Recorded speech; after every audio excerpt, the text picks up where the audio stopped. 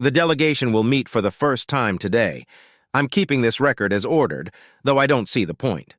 The humans aren't exactly reclusive, but the hoops they made themselves jump through before they even returned our first contact message were absurd. I heard secondhand that they nearly went into a civil war over the possibility of our message being bait for some sort of trap. Are they just naturally paranoid, or have they run into some other species of non-humans that gave them trouble?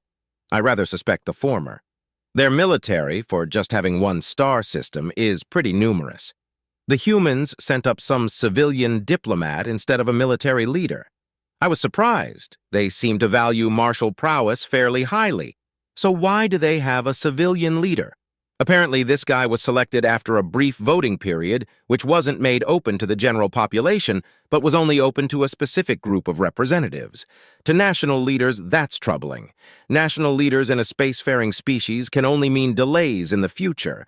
A few more diplomats came up today with huge stacks of portable computers. Our translators already added the one language they have used so far to the universal system, so we didn't have any trouble deciphering the data from the computers. Apparently, they want to know as much as possible about us, and in exchange, they provided a bunch of information about themselves, their history, some more language dialects we didn't have covered yet, and some of their own star maps. I was stunned. Why are they being so trusting? They were on the verge of a civil war when we contacted them. No, it was because we contacted them. Consider constant civil war since their people evolved far enough to grasp fire, over the dumbest things too, from religion to territory. Nearly a fifth of all their most important technology, including their relativistic drive technology, was derived from something designed to kill other humans. No wonder they're being so open. Our people wouldn't engage in an internal war on the scale these humans have.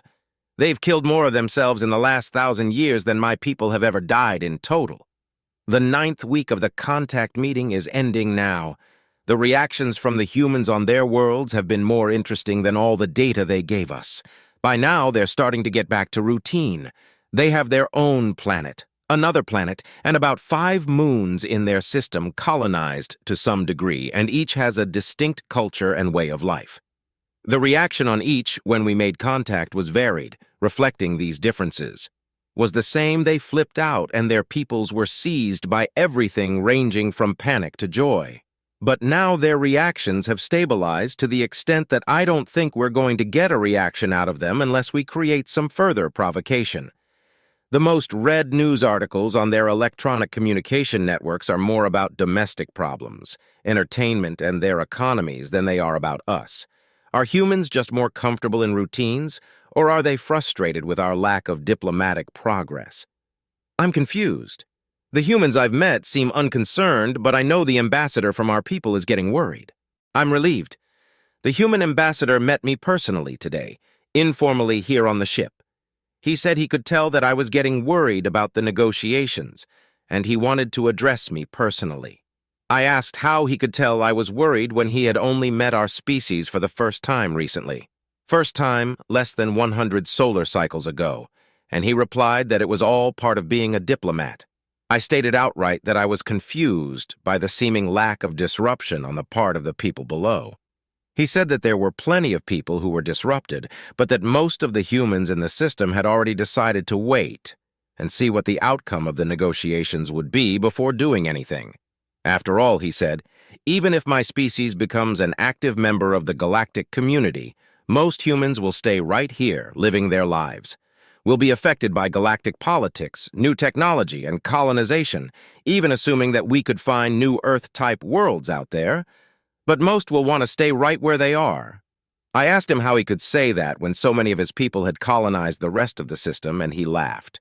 I think it's completely different when you can see Earth out your window. Things have picked up so much. We've got our translators working to the effect that nuance of speech, not just content, can be translated appropriately. The human ambassador's speech and conversation were suddenly so much clearer. To his credit, he told us that he had been refraining from using common slang and aphorisms as much as possible. I wouldn't want to use a saying or phrase that had a clear meaning to another human but made no sense, or worse, insulted one of your people. Now I can speak freely. I have to wonder if this faster-paced dialogue will negatively affect the negotiations. The ambassador broached the toughest topic today: faster than light travel, bodies with no habitation in their system. So much of their population lives on their orbital platforms that their own home world barely even supports two-thirds of their species. They did this without FTL. Clearly, the fact that they have reacted peacefully to our presence, rather than precipitously fighting or ignoring us, indicates that they are mature enough to handle faster than light travel. But I am privately concerned. One of the human diplomats has already begun copying our speech and movement patterns. I found myself opening up to him without even realizing it until afterwards. He must be doing it on purpose to set us at ease. After 120 of their days, they're copying the behavior of their first alien contact. This is one of their finest diplomatic minds, of course, but still, if they can do it with behavior, can they do it with technology? I suspect they will ask for a working FTL drive to study in their next meeting. I am vindicated. It seems I spoke my concerns to the ambassador today, and he agreed that there would be no gifting of FTL technology to the humans. They would have to earn it on their own. The humans would react poorly, I guessed, but tactfully, as at least a few of them seem to genuinely care what we think. I was right, naturally. The human ambassador asked that their people be given a working FTL drive to reverse engineer in exchange for an unspecified piece of their technology. Their technology, the ambassador quickly replied, was inferior to ours in every way save communications, and we had no need for their communications technology. Communicating faster than light is something we can do already. Communicating instantaneously anywhere in their system, as they do, is a wondrous piece of technology but not necessary for our people. The human ambassador reacted with shock and surprise immediately, and then quickly became suspicious. I think he may have gleaned that we have discussed this amongst ourselves. How, I cannot guess. We spoke of other things, and the ambassador of the humans seemed mollified by the discussions that followed. Will he broach it again?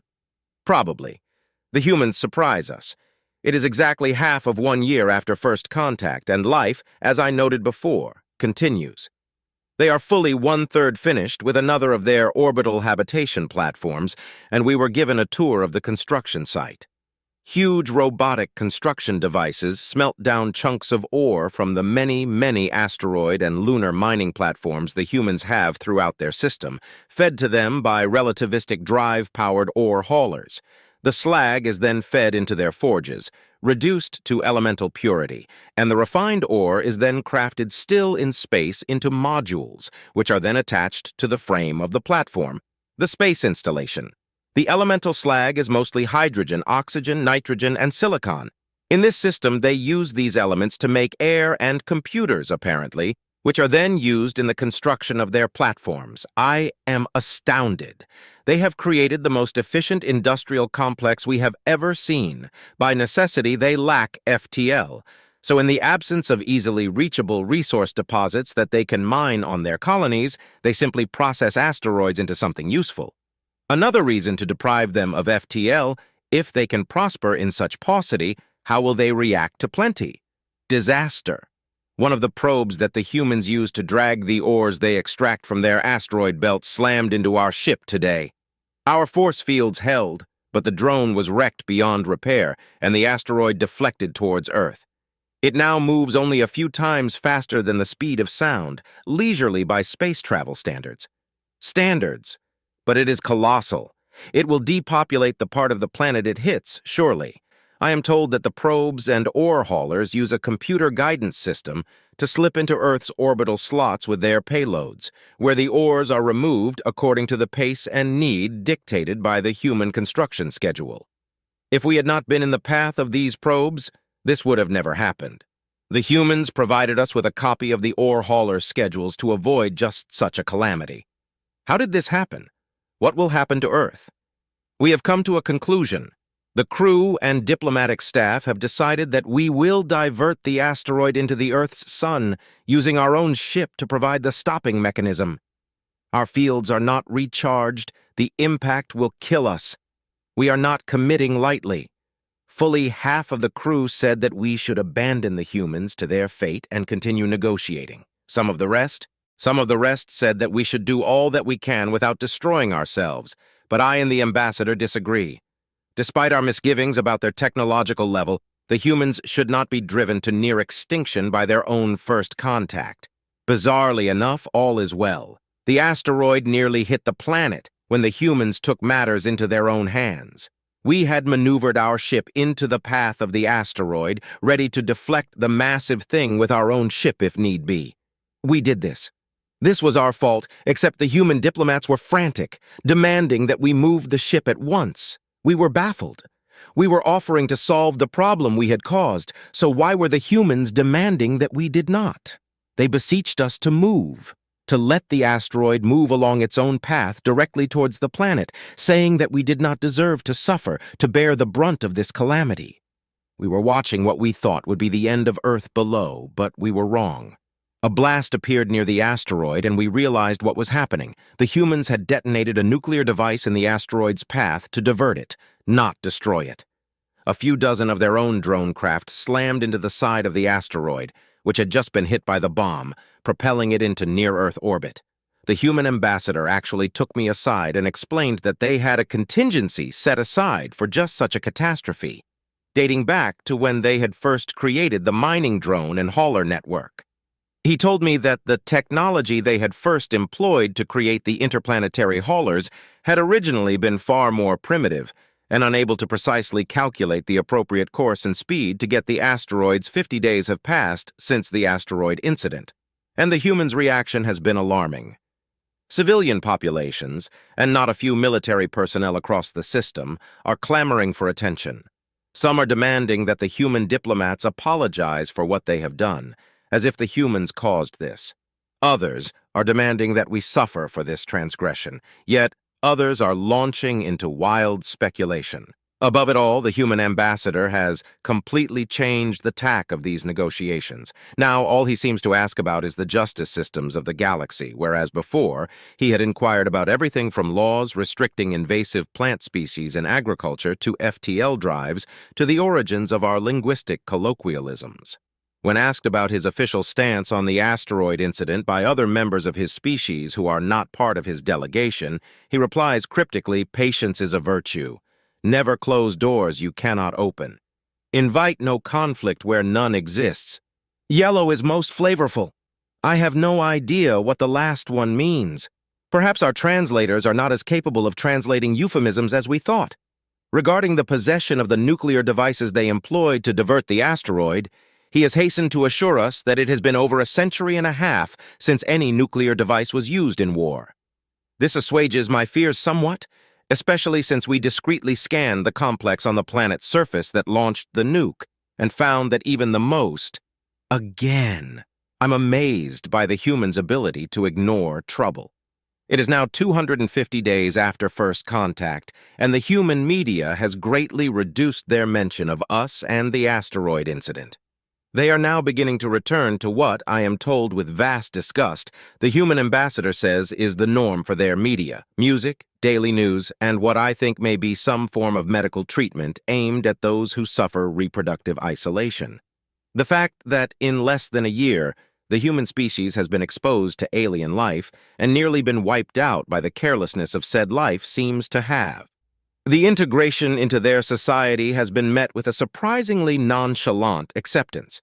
Tomorrow, we are scheduled to tour Earth itself, albeit in full bodysuits due to their breathable but significantly more radioactive atmosphere compared to ours in terms of ultraviolet and radio spectra. Our ambassador speculated that the suits were a precaution against inadvertently causing offense, though I remained uncertain. Some human ambassadors appeared openly displeased with our presence, barely restraining their frustrations through gestures from peers. I suspect this reaction is related to the stern directive issued by the human chief ambassador on our first day, a strict prohibition against decrypting or translating any of the millions of messages directed at our ship without his explicit authorization. 300 solar days have passed since the humans responded to our communications. We now hold meetings on their planet as frequently as in space, which pleases me greatly. Honestly, there is a peculiar charm to these people that was absent when we first met. During an unguarded conversation with a human diplomatic aide, I learned something intriguing. The young woman confided that she and many others were raised on fiction, depicting humanity as defenders against inexplicable or malevolent alien invasions, or as victims of destructive and incomprehensible forces. The idea that extraterrestrial life could be friendly and willing to share the virtue of self-sacrifice was a profound relief to them. I had not considered this perspective before. Most species in our galaxy are initially quite open with us, or at least become so after a brief period of distrust. These humans, however, did not trust us. I now understand completely why the human ambassador was adamant about restricting our communications. Members of the ship's crew, who are not involved in our diplomatic efforts, have been secretly gathering and translating extensive amounts of messages directed at our ship without our authorization. We inadvertently intercepted their indirect communications when we first detected their radio transmissions. This breach of protocol has exposed us to information that the ambassador has been diligently trying to manage and control. Today, we confronted the human ambassador regarding the messages we intercepted. I arranged for him to meet aboard our ship, without our own ambassador present, to ensure a candid discussion. Alongside him were his second, the ship's captain, and myself. The unauthorized communications directed at us have been politely ignored and untranslated, largely due to the human ambassador's impassioned requests. However, the crew discovered some messages filled with hate, murderous rage, and accusations so severe that, had I not immersed myself in their culture for over 300 local days, I might have mistaken them for a declaration of war. The human ambassador now faces significant questions and concerns. Transcripts of the communications before him with no comment. He picked them up, flipping through the pages with a mix of curiosity and growing concern. His second couldn't bear to look, his expression mirroring the ambassador's unease. After scanning several pages, the human ambassador dropped the transcripts on the table, his face drained of color as he stared blankly at us. Our ambassador broke the silence, calmly asking what the human ambassador had to say on behalf of the individuals who sent those messages. There was a palpable tension in the air as moments passed before the human ambassador finally spoke, his voice strained and troubled. "I wish they did not exist," he uttered quietly, his words heavy with regret and sorrow. The room fell into a profound silence. The two human diplomats appeared visibly shaken, their nervousness palpable. None of us spoke for what felt like an eternity, processing the weight of those words. Eventually, the ambassador posed the inevitable question, seeking clarity amidst the heavy atmosphere. "The people, or they threatened to shoot down the ships of our diplomats unless we allowed them to hold you on their sample for them to examine for years in any possible weapon. I am increasingly concerned about our long-term relations with the humans. Their willingness to use nuclear weapons for industrial operations is alarming, but even more alarming is their willingness to use them as a last-ditch defense against a perceived offensive action on our part. They are laid back in some ways and very, very territorial in others. The human ambassador has promised to recommend that no one else of ours will land on Earth, but it may not be enough right to live in the galaxy that is the kind of virtue we share, willingness to sacrifice. It's easier to relate to someone who acts like you." "Then why did the hateful messages not cease entirely?" I asked. The human ambassador shook his head. "Because, sir, the human race is a fractious one. We do not think with one mind or share one opinion. Why do you think we still have the United Nations around? The more humans there are in a room, the more inevitable the disagreements are," he explained, then added with a smile, "It's about the only thing that makes normal human diplomacy bearable. The educated mind likes nothing more than a disagreement. But these messages are not invitations to a debate," I pressed. "Some are open messages of hate. And many humans are stupid," the human ambassador replied with disgust. "Products of intolerant upbringing or ideology. Suppress them, then," the captain said with equal disgust. "Never," the human ambassador said with sudden vigor. "All humans of any importance agree on this. It has been 11 lunar cycles, just over 300 local days, since my arrival. The humans have completely abandoned their pursuit of FTL drive technology, recognizing its futility. We have now directly engaged with the humans, bypassing diplomatic channels at the UN headquarters or intermediaries like the ambassador. Using their advanced interplanetary data network and instantaneous broadcaster, we communicated directly. To our surprise, the human ambassador swiftly recovered from the initial shock we caused. It was he who proposed that we address their people directly. His rationale was that simplicity would resonate best, breaking down each decision we made into its simplest elements. Initially, I feared this approach might be taken as condescending, but he assured me it would be seen as an honor. The humans were united in their disdain for assuming everyone understood everything, so we followed the ambassador's advice and clarified our purpose. We explained that we represented a vast confederacy of species committed to mutual defense against extra-galactic threats. We emphasized our cautious approach to sharing FTL drive technology, prioritizing those who already possessed it, which was a rare occurrence. We highlighted our commitment to integrating new species into the galactic community, with humanity being one of the few chosen. Earth's inhabitants were then allowed to query us directly, their questions ranging from simple inquiries about our homeworld's name in English to more probing ones about our reservations regarding FTL and unsettling inquiries about our species' history of invasion. The human ambassador appeared to view it as a success. Entry 24 marks the final days of our diplomatic mission on Earth.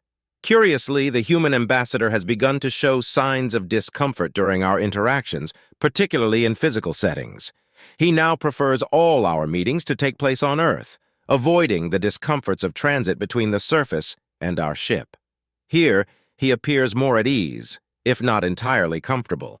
He confided in me the reason for his abrupt change in conversation after the asteroid incident. He expressed a genuine curiosity about how our society handles criminals not merely in terms of punishment for their crimes, but in our capacity for leniency. He pondered scenarios where a person commits a crime but also saves another's life. Would we let them go unpunished, punish them fully, or find a proportional response? His concern stemmed from wanting to ensure our justice system did not unfairly punish the underprivileged. Though he initially worried about potential strategies to monitor us, his recent unease seems genuine.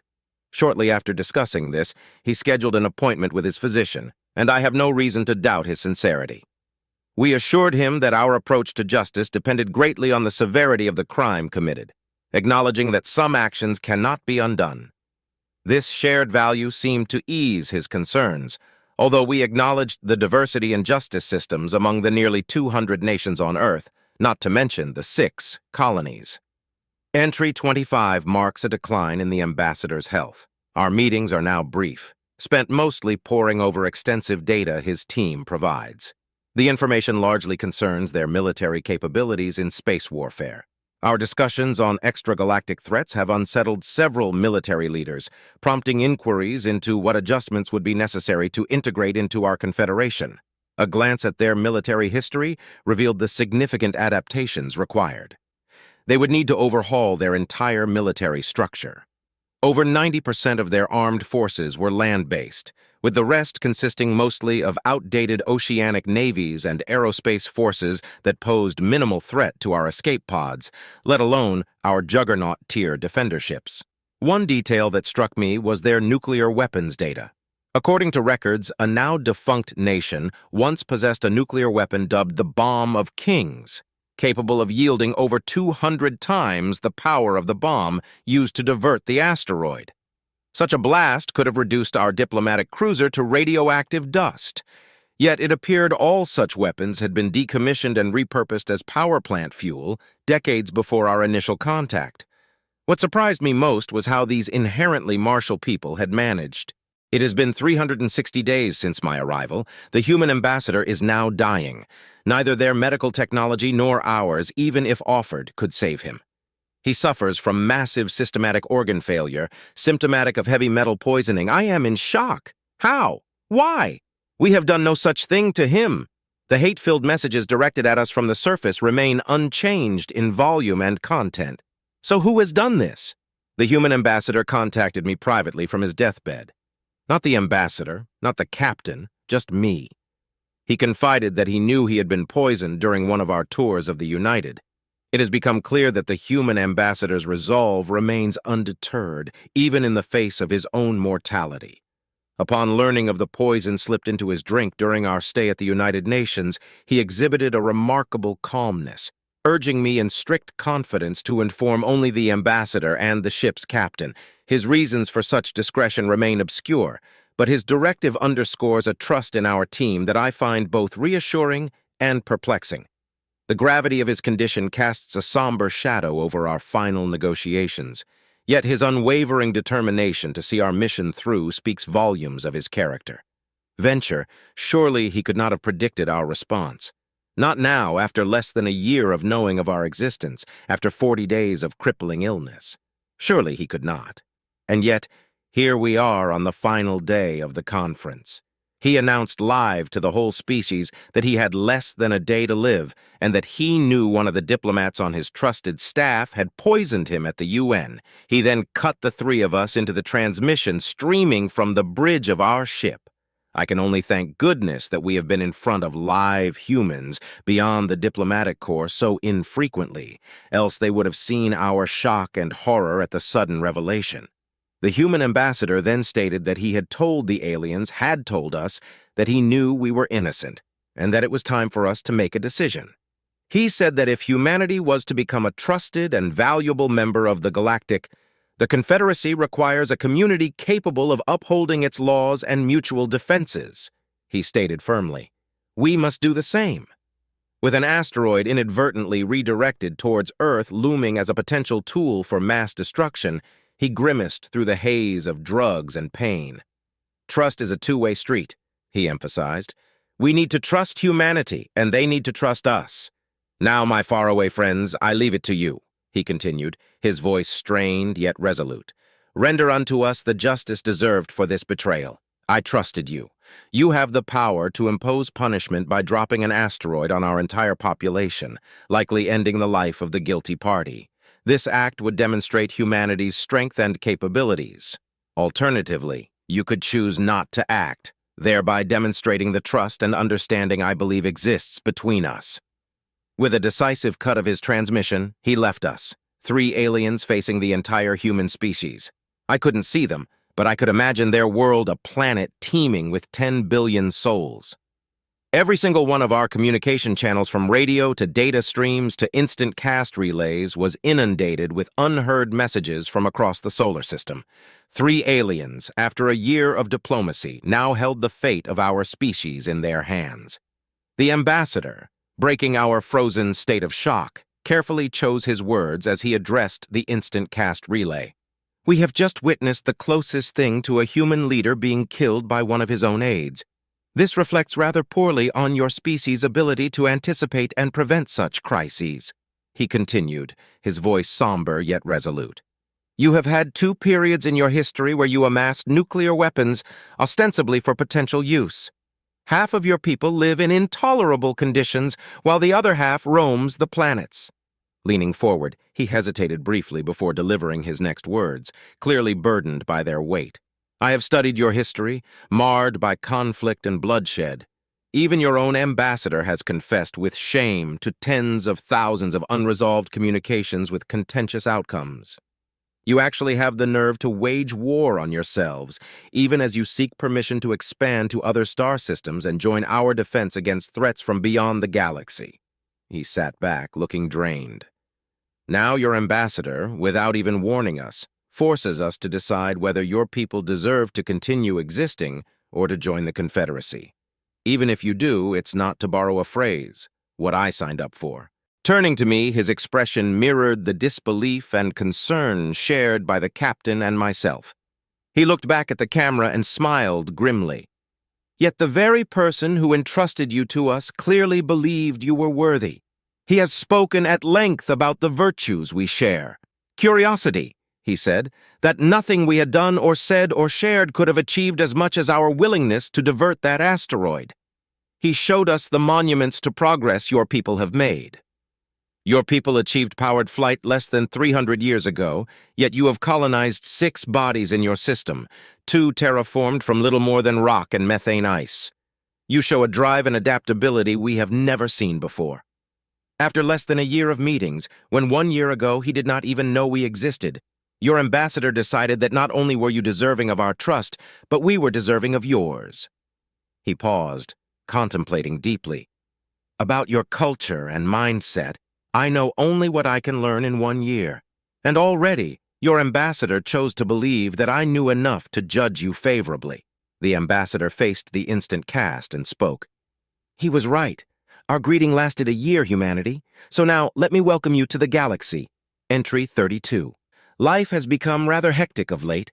A new human ambassador has been chosen, and the UN is busily streamlining their voting bodies to facilitate decisions on behalf of the species rather than conflicting political ideologies.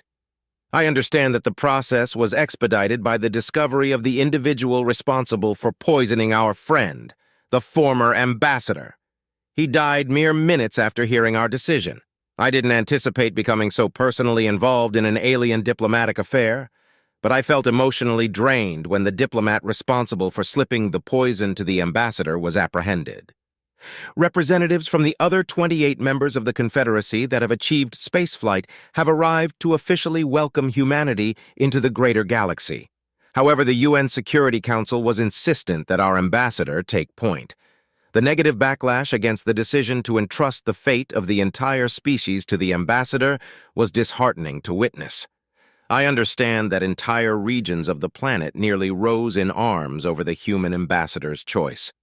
His appointment had not been uncontested. Some doubted his ability to faithfully represent humanity, given his apparent wealth. "I am glad he proved them wrong," he continued. "Our own ambassador has faced rather angry commentary from the human press lately. Apparently, those few moments where he appeared poised to drop the asteroid on the planet, alongside a litany of complaints against humans, including theocratic elements, were enough to convince some factions. More than a few people in our own staff grumbled that we had been burdened unfairly with the responsibility of leading a foreign race by example, and they are not entirely wrong. Entry 33. Still, I can think of worse individuals to lead by example than someone with centuries of experience in diplomatic patience, who made the correct choice when given the opportunity to engage with such an apparently threatening species as humanity. As for myself, I have proposed the recommendation that we utilize one of our freighters to tow the largest asteroid we can find to Earth's orbit. This asteroid could be used to create another one of their space platforms, serving as a truly neutral ground and base of operations for future participation in the Confederacy.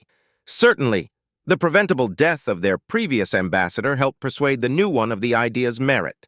The galaxy is indeed a convoluted place, and the diplomatic tactics embraced by humans since we encountered them poisoning, ultimatums, etc.